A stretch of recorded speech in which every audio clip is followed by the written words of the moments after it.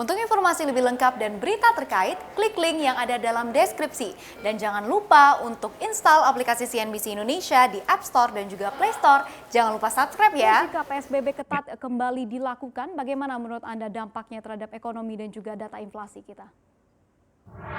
Ya, jadi memang ada hubungan yang sangat berpengaruh ya antara pembatasan aktivitas ekonomi ya dengan daya beli masyarakat ya, dan nanti indikatornya salah satunya adalah inflasi seperti itu. Nah, memang ketika hingga sampai bulan Oktober itu terlihat sekali bahwa inflasi kita masih sangat rendah ya.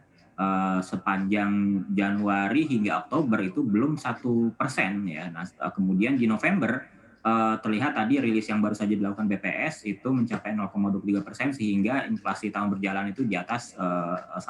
Nah, ini menunjukkan di bulan November sebenarnya ada tanda-tanda pemulihan ya, pemulihan daya beli masyarakat yang itu juga menjadi kabar baik tentunya di sisi produksi gitu. Nah, artinya kalau memang misalnya kita ingin daya beli terus meningkat, maka aktivitas ekonomi kan harus terus digulirkan. Nah, tapi di sisi lain kan di sini ada permasalahan terkait dengan semakin meningkatnya juga jumlah kasus positif COVID-19. Nah, sehingga keduanya ini harus saling katakanlah di satu sisi kita bisa mengendalikan sisi kesehatannya, di sisi lain ekonominya bisa tetap berjalan. Nah, salah satu yang memang harus dilakukan adalah ya tentunya dengan melakukan disiplin ketat gitu ya, mematuhi protokol kesehatan sehingga aktivitas ekonomi kita di luar rumah ini bisa tetap optimal tanpa menambah kasus positif secara signifikan seperti itu.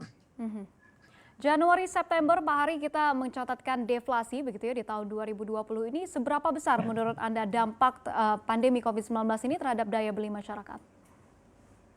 Ya tentu daya beli kita ini sangat terpuruk ya, terlihat dari triwulan 2 dan triwulan 3 pertumbuhan ekonomi itu salah satu motor penggerak ekonomi kita yaitu konsumsi masyarakat ini berbalik arah, yang tadinya biasa positif 5%-an, nah ini langsung negatif 5%-an. Nah, ini yang menyebabkan ekonomi kita ya mungkin 60% dari ekonomi kita langsung runtuh seperti itu ya, karena daya beli masyarakat yang langsung terpengaruh. Nah, tentu saja kenapa daya beli bisa merosot ya karena pandemi COVID-19 ini kan menyerang dari dua sisi ya, selain dari sisi produksi atau supply juga menyerang dari ke sisi konsumsi.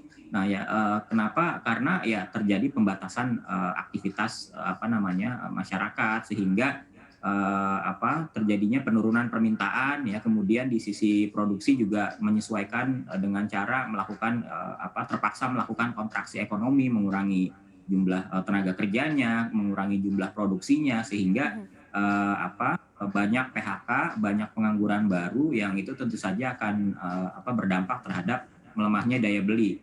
Nah, jadi dampak terhadap daya beli tentu saja sangat sangat signifikan ya, khususnya dalam resesi sepanjang 2020 ini tentu saja yang disebabkan penyebab utamanya adalah ya tadi dorongan karena adanya pembatasan aktivitas ya, karena memang masalahnya kan sekarang kesehatan yang menjadi aspek penting dalam ekonomi sehingga pembatasan fisik itu memang menjadi suatu hal yang niscaya gitu ya di tengah pandemi COVID-19 ini.